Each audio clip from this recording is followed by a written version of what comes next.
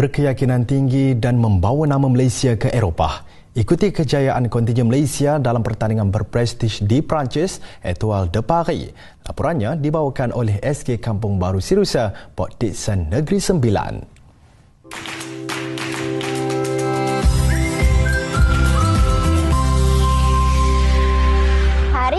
Saya nak kongsikan satu kisah saya sendiri tentang bagaimana seorang budak biasa dari kampung berjaya mendapat johan pertandingan antarabangsa di pentas besar di Paris, Perancis.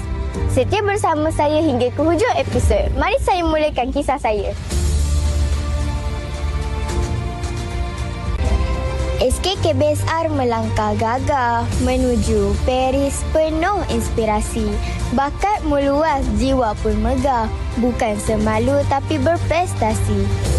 Assalamualaikum dan salam sejahtera. Saya Auni Rofifa, kru TV PSS SKKBSR. Hari ini saya bukan sahaja membawa semangat Malaysia, tetapi juga membawa nama SKKBSR terbang ke bumi Eropah, Paris, Perancis.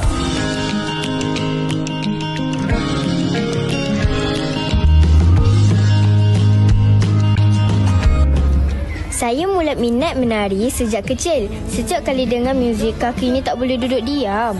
Saya selalu dipilih oleh guru muzik Cikgu Huda untuk mempersembahkan tarian untuk pelawak yang berkunjung ke sekolah.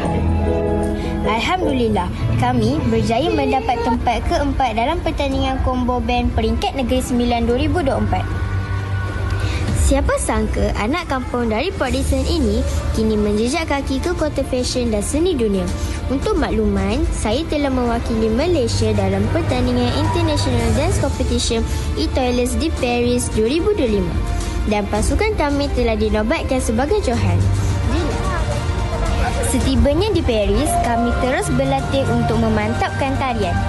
Saat kaki saya sentuh pentas, semua rasa takut hilang. Yang tinggal cuma semangat. Saya menari dengan sepenuh hati untuk cikgu, kawan-kawan, keluarga dan negara. Bayangkan kami di pentas yang sangat berprestij. Mata-mata penonton tertupu kepada kami. Mereka dari seluruh dunia. Seterusnya, kontingen Malaysia membuat persembahan sebelum diumumkan pemenang. Saat diumumkan juara dan kami menang tempat pertama, saya masih tak percaya. Tapi inilah buktinya.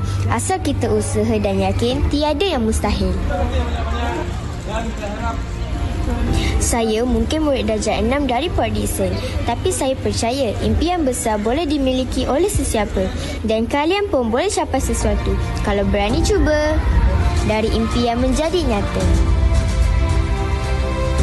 Saya Auni Rofifa melaporkan untuk TV PSS dari Port Dickson ke Paris. Inilah kisah saya. Terima kasih kerana menonton.